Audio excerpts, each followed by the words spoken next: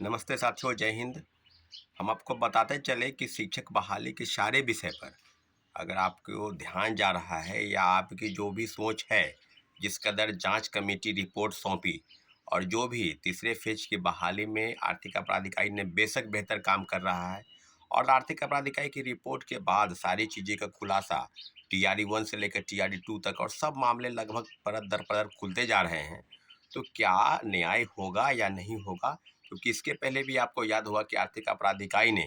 जो रिपोर्ट सौंपी थी बिहार पुलिस चयन सेवा सेवा परिषद के जो अध्यक्ष थे SK सिंघल, जिनको आपके पद से उनको हटा दिया गया था और लगभग 23,500 पद की जो बहाली निकली थी, उसमें से 10,000 पदों पर जो सीट बेचने का आरोप उनको लगाया गया था और राज्य के पूर्व DGP रह चुके हैं और उनको केंद्रीय पुलिस चयन परिषद के पद से अध्यक्ष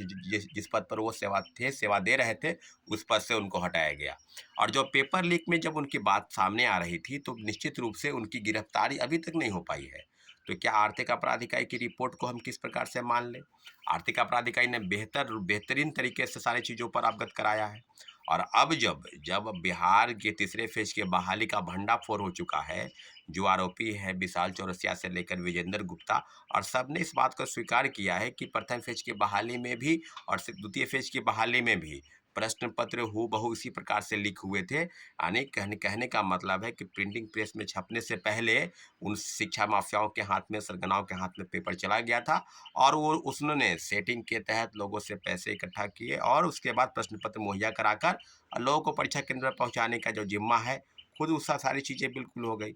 एग्रीकल्चर का पेपर आउट होने के बाद उसने कही है, नीट का पेपर उसने आउट होने के बाद कही है, इसके पहले 64वीं से लेकर 69वीं तक सिविल सेवा के जो BPSC सिविल सेवा के प्रश्न पत्र थे, उसी प्रिंटिंग प्रेस में छपे, उसकी भी बात कही जा रही है। तो दो प्रमुख बिंदुओं की चर्चाएं अब इसलिए जरूरी है क्योंकि बिहार पुलिस चयन परिषद के पूर्व अध्यक्ष SK सिंघल का अभी तक गिरफ्तारी नहीं होना और दूसरी तरफ इस मामले में जो भी मामला सामने आ रहा है, खुलकर आ रहा है, उसमें कहीं न कहीं अभी आप 3-4-5 दिन का जो इनपुट देखेंगे, उसमें ये बातें सामने आ रही थी कि आर्थिक अपराध इकाई की टीम कोलकाता जा रही है, वहाँ के प्रिंटिंग प्रेस से पूछताछ करेगी, परंतु कुछ अभी तक मामला सामने नहीं आ रहा है कि हुआ क्या? तो हुआ क्या या नहीं हुआ, लेकिन जो चीज़ें बताई जा रही थी, जो चीज़ें विशाल गुप्ता ने स्वीकार किया, विशाल चौरसिया ने, और सारी चीज़ें बिल्कुल उसी तरह से कि BPSC की बिना संलिप्तता के इस तरह के मामले नहीं हो सकते हैं। तो क्या BPSC के चेयरमैन, पूर्व चेयरमैन अतुल प्रसाद और अन्य सदस्यों और कर्मचारियों से पूछताछ नहीं की जानी चाहिए थी?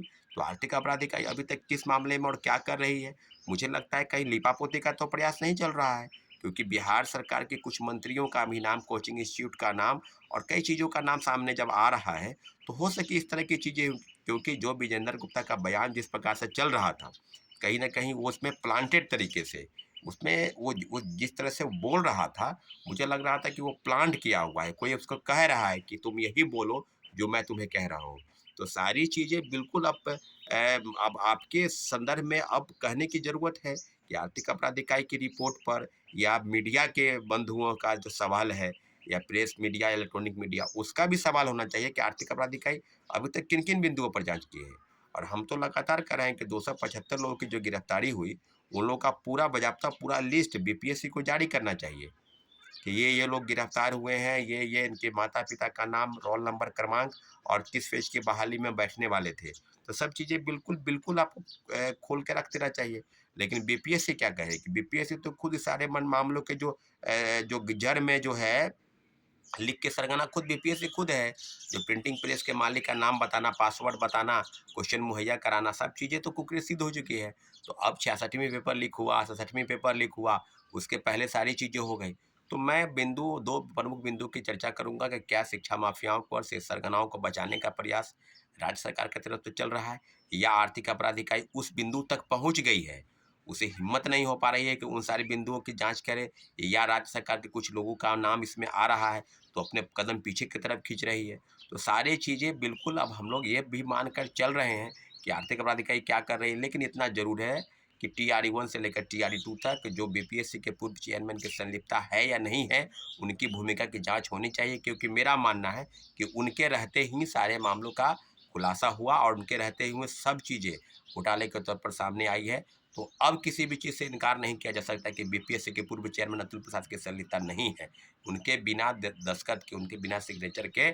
आप प्रिंटिंग प्रेस में क्वेश्चन छपने नहीं जा सकते। जो ब्लैक लिस्टेड कंपनी है उसी को जिम्मा दिया गया, उसी को ठेका दिया गया। तो सारी चीज़ें बिल्कुल अब आपके सामने है। और अब आर्थिक अपराध इकाई कैसे काम कर रही है, इसके सिंगल से लेकर अतुल प्रसाद की जांच क्यों नहीं कर रही है और इसमें किन किन लोगों की संलिप्तता है, भूमिका है, सबकी जांच होनी चाहिए। हम इंतजार कर रहे हैं आर्थिक अपराध इकाई की उस रिपोर्ट का। इस रिपोर्ट के हवाले से कई मामले खुलासे अब बिल्कुल आगे की तरफ आएंगे, परंतु अभी तक मामले में कोई 2-3 दिन से अंदर कोई विशेष इनपुट नहीं मिला है, कोई लीड नहीं मिला है, कोई जानकारी नहीं मिल रही है। तो जाहिर सी बात है कि शिक्षक अभ्यर्थी के मन में कहीं ना कहीं वो सवाल है कि जो सवाल है वो सवाल ये कि क्या पहले की तरह जो माते ठंडे बस्ते में डाल दी गई है या उसको कहीं ना कहीं चादर उठाने का काम किया जा रहा है। तो आर्थिक अपराध इकाई